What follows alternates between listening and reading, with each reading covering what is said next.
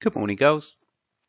In this presentation, I'd like to talk to you about how you can improve your chances of learning successfully so you can remember what you are taught in lessons and do really well. I want to show you some simple steps that you can start doing today to work towards being a great learner. But we're going to start with some bad news. And here's the bad news. You are going to forget most of what you are taught in school eventually. Now, I left school about 30 years ago, and even though I've worked in schools for all my life, I can only remember a tiny amount of what I was taught. Now, I'm a history teacher, so I can remember a lot of the history that I was taught, but whole subjects where I spent hours and hours in classrooms have gone. I can't remember much geography. I certainly can't remember much chemistry, although I can remember a little bit of French, because I've used my French now and again since I've left school. Now, the fact that I've forgotten most of the things that I was taught at school is actually entirely normal. And the fact that we forget things has interested researchers for a really long time. The researcher you can see here is a German psychologist called Hermann Ebbinghaus. And over 100 years ago, he researched his own memory to find out how much he forgot after he'd learnt something. And if you look at the graph, you can see that there was a very quick drop off in what he could remember from the things that he had tried to learn. And this got steadily worse, so that after a month later, he could only remember approximately 20% of something that he had attempted to learn.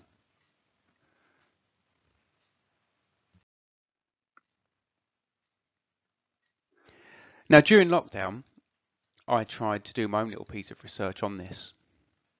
Here's me during lockdown. You can see it's lockdown because I've got my dodgy lockdown haircut going there, and I'm looking quite happy with myself. And that's because I'm on my way to solving a Rubik's Cube, which is something I've been trying to do since about 1982 on and off. And so every day, using techniques that I'd looked at on YouTube videos, I steadily worked my way to be able to do a Rubik's Cube. And I thought that was great. I could impress Mr. Godman, I could impress Mr. James with my new techniques and skills. But over half term, I sat down to do a Rubik's Cube again for the first time since September. And you know what's coming next? I couldn't do it. I could get so far, I could get maybe 3/4 of the way through using the techniques I'd used most. But the final steps have eluded me. I've forgotten how to do it. And I need to go back and relearn the Rubik's Cube if I'm going to be successful at doing that. So here's some good news. Although we all forget the things that we try to learn, we can take steps to help ourselves to remember them. Have a look at the blue line that's working its way across the graph this time. And you can see that if we repeat our learning, if we go back and review it, not only do we remember it, and nearly all of it over time, but it gets easier to remember. Our memory gets stronger each time we repeat the process of learning something. So the drop-off of learning that we all have when we try to learn things can be avoided with simple repetition. And the more regularly we try to remember something and relearn it, the stronger our memory gets. So here's some more good news. Some things are easier for us to remember than other things. And how well we remember something depends on, firstly, if we have prior knowledge to place it in. So for example, I'm a history teacher and I teach Henry VIII at A level. And that means if I'm learning more facts about Henry VIII, I find it easier to learn them than about topics and subjects I don't already know about. It builds on the memories that I already have in my memory, and we call these schema. So the more we know, the easier it gets to learn more things. Secondly, if we think that something is really important, we tend to remember it better. So listen carefully for when your teachers say this to you in your lessons.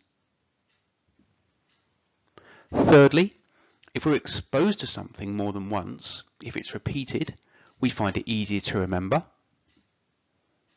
And lastly, if we're asked to retrieve things from our memory, it makes our memory stronger. So just before half term, a lot of you would have done a lot of tests in your subjects. And that wasn't your teachers trying to be mean to you, that was your teachers trying to help you to strengthen your memories by going away and learning things for a test again.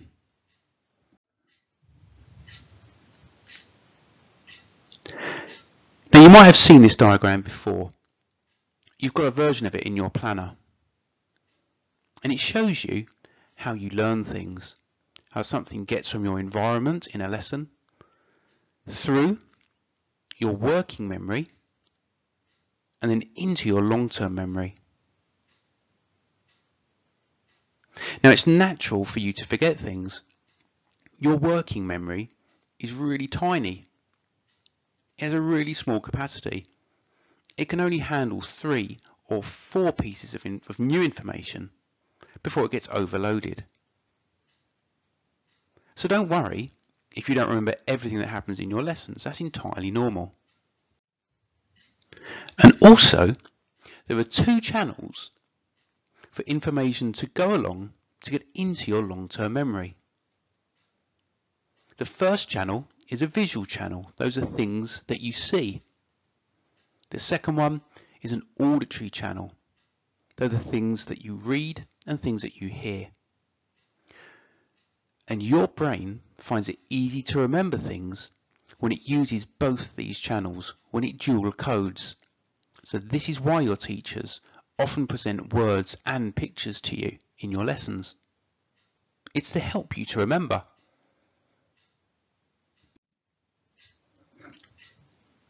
And even more good news, when things do get into your long-term memory is limitless.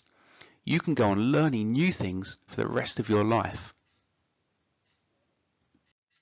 So finally, I've got 3 tips for you to help you to remember things well. You can firstly try hard to remember things. Tell yourself that what you're learning and what you're trying to remember is important, and it's more likely to stick. Secondly, get into a habit of regularly reviewing your learning. You can journal it, where you could write down very briefly the things that you've learnt at the end of the day, or you can just simply talk about the things that you've learnt. And thirdly, practice retrieving things from your memory. Revise carefully for all the tests and exams that you have. And don't do this just to try to pass them. Do this knowing that this is going to help you to remember things even beyond the test. Good luck in your work this half term, girls. And if you use these techniques, I'm sure you can be more successful.